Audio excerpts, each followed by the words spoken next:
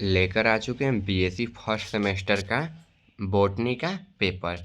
यह पेपर आपके एग्ज़ाम के दृष्टिकोण से बहुत इम्पोर्टेंट होने वाला है। जो पेपर है यह 75 नंबर का पेपर है। समय 2 घंटा मिलने वाला है। ठीक है, पेपर कोड देख लीजिए, यहाँ पर पेपर कोड लिखा हुआ है। BSc first year first semester examination 25-26 के लिए जो है यह पेपर होने वाला है। बहुत इंपॉर्टेंट है, क्लास में अंतिम तक बने रहिएगा। ठीक है, बॉटनी का पेपर है। चलिए, जो हम लोग पेपर को जल्दी से देखते हैं। देखिए, यहाँ पर जो क्वेश्चन दिया हुआ है, नोट डाउन करके इंग्लिश और हिंदी दोनों में जो है यहाँ पर दिया हुआ है। ठीक है, देख लीजिए, लिखा हुआ है इस प्रश्न में कुल 3 खंड है। अ ब स प्रत्येक खंड में वर्णित निर्देशों का पालन करते हुए प्रश्न पत्र को हल करना है। अभ्यर्थी को अपने उत्तर केवल दी गई उत्तर पुस्तिका में ही जो है अंकित करना है, लिखना है। ठीक है, चलिए आगे बढ़ते हैं। आगे जो है यहाँ पर लघु उत्तरीय प्रश्न दिया गया है। ठीक है, देखिए नोट पढ़ लीजिए कितना प्रश्न, सभी प्रश्न अनिवार्य हैं। ठीक है, यानी कि कोई भी प्रश्न छोड़ना नहीं है, ये ध्यान रखना है। निम्नलिखित प्रश्नों का उत्तर लघु उत्तरीय प्रश्नों में के रूप में देना। प्रत्येक प्रश्न के लिए 5 अंक अंकित है, यानी कि कुल कितना है इसमें क्वेश्चन है, 9 क्वेश्चन है और 9 में से 9 क्वेश्चन का जो है जवाब देना है। ठीक है, यहाँ पर लिखा हुआ है कि यहाँ पर लघु उत्तरीय प्रश्न है और प्रत्येक प्रश्न का उत्तर देना अनिवार्य है। ठीक है, अब 5 नंबर मिलेंगे, यानी कि 9 क्वेश्चन है, 9 का जब है जवाब देना है।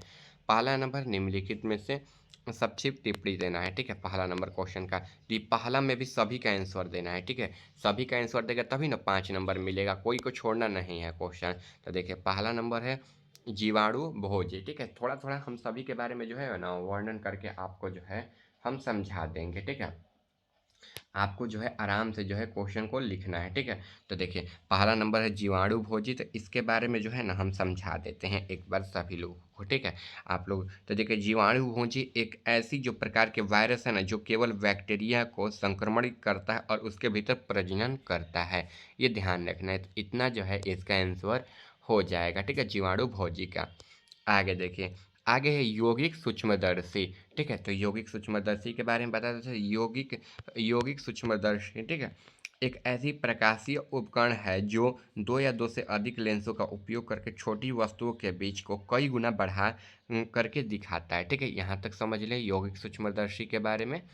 प्रियन दिया है। ठीक है, प्रियन दिया, देखिए प्रियन असामान्य रूप से जुड़े मुड़े प्रोटीन कण होते हैं। ठीक है, जो संक्रामक होते हैं, मस्तिष्क में गंभीर न्यूरोडीजेनेरिक रोग पैदा कर सकते हैं। ठीक है, यहाँ तक इसका आंसर हो जाएगा, आप लोग समझ कर जो है लिखते रहिएगा। ठीक है, आगे देखें, जीवाणुओं की अति संरचना दिया है अगला लाइन। ठीक है, जीवाणुओं की अति संरचना जो होती है ना, ये कैसी होती है, तो ठीक है, तो जीवाणुओं की जो अति संरचना होती है ना, तो देखिए प्रोटीन कण से होती है, ये ध्यान रखना है। ठीक है, इसमें जो है जीवाणुओं का अति संरचना में क्या होता है, मुख्य रूप से कोशिका। ठीक है, कोशिका भित्ति होती है। क्या होती है, कोशिका भित्ति होती है, ये ध्यान रखना है। ठीक है, तो आपको कोशिका भित्ति जो है ये लिख लेना है, ये ध्यान रखना है। ठीक है, चलिए साइट्रस कैकर। ठीक है, आगे दिया साइट्रस काइकर जो है, इसके बारे में जो है दिया हुआ है। इसके बारे में भी जो है हम ना आप लोगों को एक एक लाइन में जो है आपको हम समझा देते हैं। फिर आगे दिया है कवक का आर्थिक महत्व। ठीक है, इसके बाद जो है ना साइट्रस कैकर। ठीक है, तो इसको हम लोग फंगस भी बोलते हैं, ये तो आप सभी को पता है ना। चलिए इसके बारे में पहले हम लोग ऊपर वाले को समझ लेते हैं लाइन को। देखिए साइट्रस कैकर जो है ना, ये इसको अगर हम लोग बोलेंगे तो ये क्या है, एक प्रकार का ना प्लांट है। क्या है, एक प्रकार का प्लांट है, पौधा है, जिसमें फंगस लग सकते हैं। इसमें पेड़ पौधे पत्तियाँ सभी जो है पाई जाती है कैकर में।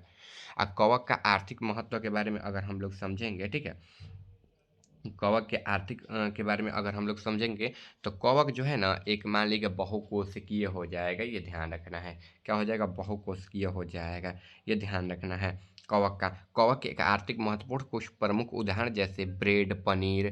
ठीक है, कैसे हो जाएगा, ब्रेड हो जाएगा, पनीर हो जाएगा, ऐसे जो है शामिल होते हैं। ठीक है, कवक का आर्थिक महत्व में यहाँ पर क्लैंप संयोजन। ठीक है, क्लैप संयोजन के बारे में अगर हम लोग समझेंगे, किसके बारे में, क्लैप संयोजन के बारे में, चलिए इसका भी जो है हम लोग जवाब दे देते हैं कयो यहाँ पर क्लैप संयोजन के बारे में। ठीक है, तो देखिए इसमें क्या होता है ना कि सब्जेक्ट, लैंग्वेज, ये सब जो है शामिल होते हैं। ठीक है, ये मुख्य रूप से क्या होती है ना, क्लैप संयोजन, ये एक दवाई होती है, ध्यान रखना है। ठीक है, दवाई होती है।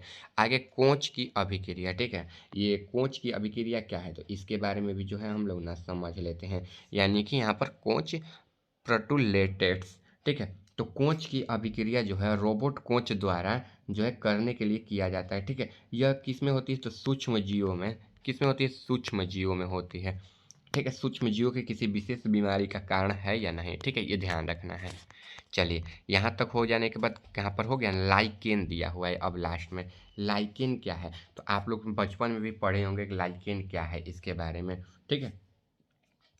देखिए, जो लाइकेन है ये एक मिश्रित जीव है। क्या है? मिश्रित जीव है, ठीक है। एक मिश्रित जीव जो कवक का प्रकाश संश्लेषण का साथी आमतौर पर शैवाल के बीच में जो है संबंध बनाता है, ठीक है, उत्पन्न करता है, सहजीवी है। ये ध्यान रखना है।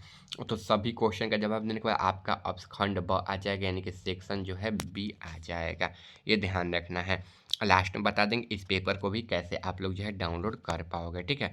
तो देखिए यहाँ पर जो है सेक्शन बी आ गया, ठीक है। यहाँ पर देखिए दीर्घ उत्तरीय प्रश्न दिया हुआ है। प्रत्येक खंड में जो है ना आपके 4 प्रश्न है, जिनमें से एक प्रश्न का ही जवाब देना है। 4 क्वेश्चन में से एक क्वेश्चन का जवाब देना है और एक क्वेश्चन को आपको 15 नंबर मिलेंगे, ठीक है।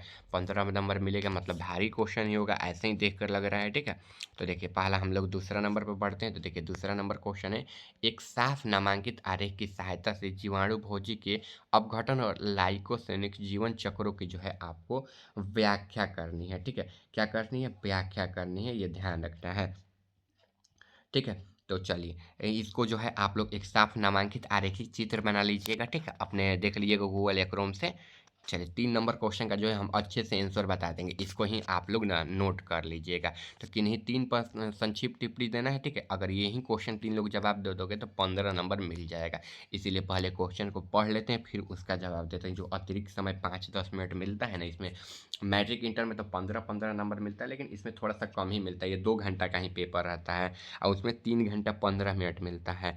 तो तंबाकू मेजक विषाणु के बारे में हम लोग समझ लेते हैं। तो देखिए अगर आप लोग बोलोगे तो हम हिंदी में भी ज़्यादा जवाब दे देंगे, ठीक है। इंग्लिश में बोलोगे तो हम इंग्लिश में भी। तो तंबाकू मोजक जो विषाणु होते हैं एक प्रकार की पादप विषाणु है, ठीक है। पादप विषाणु जो एक एक से दूसरे में फैलते हैं, जैसे तंबाकू हो गया, टमाटर में, मिर्च में, जैसे पौधों में संक्रमित करता है, ठीक है। ये तंबाकू मेजक विषाणु का नाम दिया गया है।